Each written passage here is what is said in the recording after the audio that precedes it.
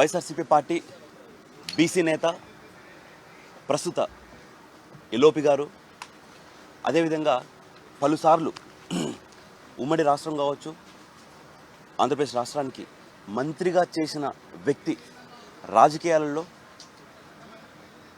అలుపెరగని అనుభవం ఉన్న వ్యక్తి మా బొత్స సత్యనారాయణ గారిని ఈ వెన్నుపోటు పార్టీ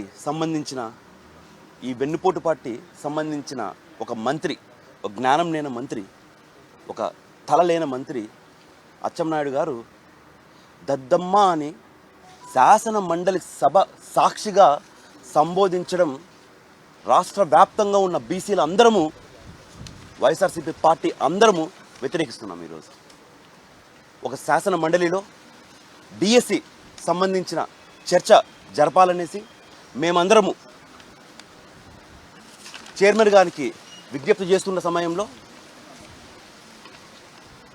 ఈ వెన్నుపోటు పార్టీ సంబంధించిన తలలేని మంత్రి ఒక సీనియర్ నాయకుడిని దద్దమ్మ అని సంబోధించడం ఎంతవరకు న్యాయం అనేసి రాష్ట్ర ప్రజలకు అందరికీ విజ్ఞప్తి చేస్తున్నాం.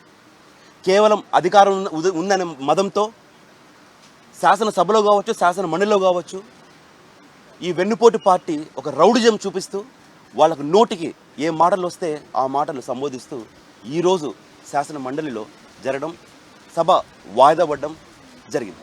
ఇందాక చెప్పినట్టుగా సెప్టెంబర్ 1వ తారీఖు వెన్నుపోటు దినోత్సవంగా, ప్రపంచ వెన్నుపోటు దినోత్సవంగా రాష్ట్ర ప్రజలందరూ జరుపుకోవాలి. శాసన మండలిలోనే ఒక సీనియర్ నాయకునికే ఇంత అవమానం జరిగితే ఈ రాష్ట్ర ప్రజలకు ఇంకా ఈ వెన్నుపోటు పార్టీ ఏం చేస్తారనేసి పాత్రికేయ మిత్రుల ద్వారా అడగడం జరుగుతుంది.